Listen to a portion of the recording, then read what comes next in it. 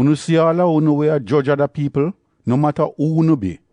Unu nango can't say nothing when God come to judge the world. Cause when unu a judge other people, it come in like unu a judge unu self. Cause the wrong sitting them where them a do are the same sitting unu a do too.